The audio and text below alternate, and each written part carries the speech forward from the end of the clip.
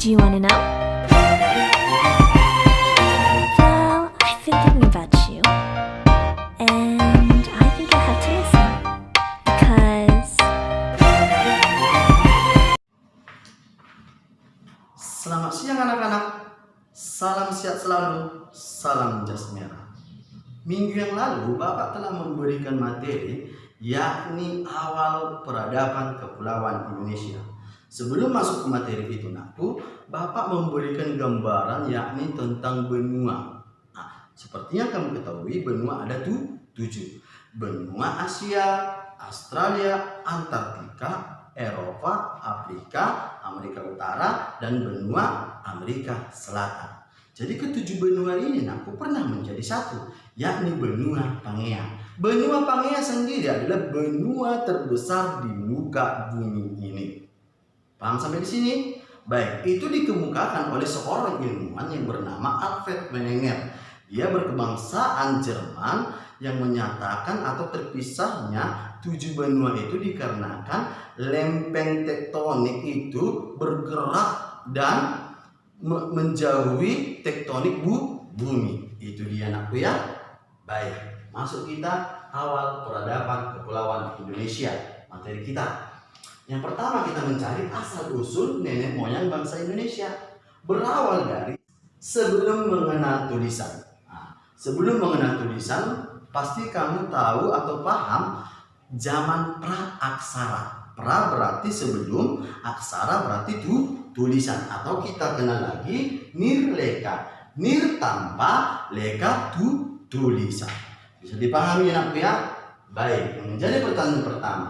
Kapan awal zaman praksara itu dimulai? Pertanyaan kedua, kapan berakhirnya zaman praksara tersebut? Pertanyaan pertama kita jawab, awal zaman praksara itu pasti tentunya adanya manusia. Benar demikian?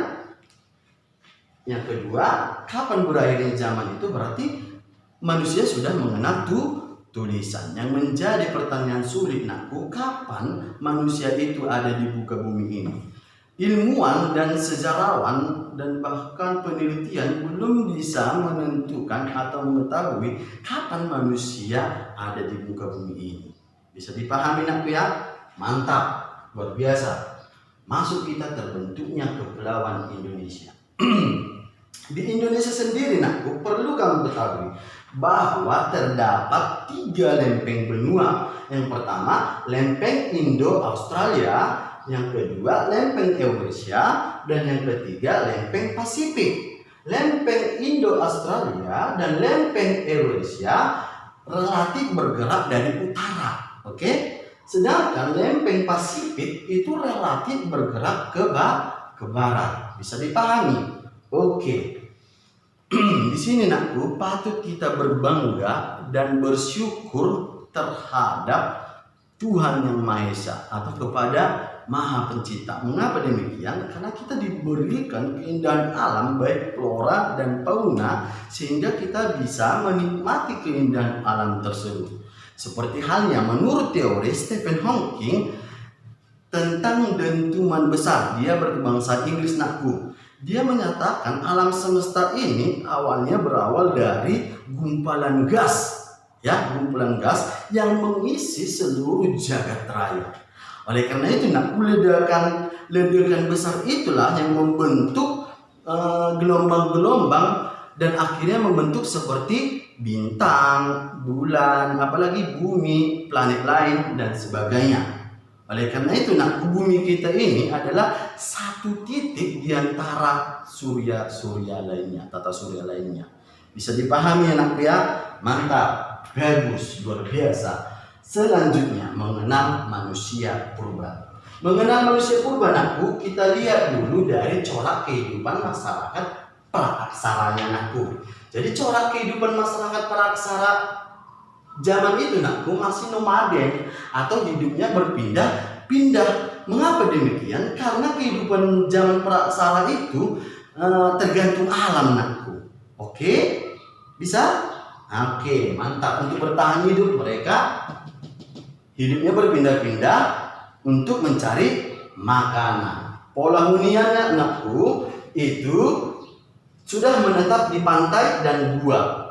Nah, nomaden tadi, diakibatkan nomaden tadi kan, mereka memilih tempat hunian mereka di pantai dan di gua. Oke, setelah mereka pola hunian mereka di pantai dan di gua, mereka melakukan atau dilihat dari berburu, meramu, bercocok tanam itu menggunakan batu dan tulang. Jadi manusia zaman praksara dulu yakni berburu dan meramu, bercocok tanam, melakukan pemburuan itu menggunakan batu dan tulang. Yang dimana batu dan tulang ini diciptakan atau dibuat yakni berupa kapak penetas, kapak perimbas, dan kapak genggam untuk melakukan pemburuan terhadap sumber makanan mereka untuk bertahan hidup, yakni tergantung dengan alam. Baik, sistem kepercayaan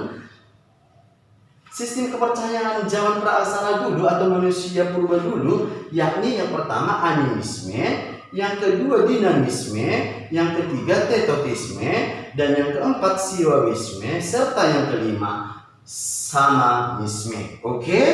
Baik, itulah kepercayaan yang dianut atau yang digunakan oleh manusia zaman praaksara. Oke? Seiring berjalannya waktu dan berkembangnya teknologi manusia zaman praaksara dulu sudah mulai hidup menetap.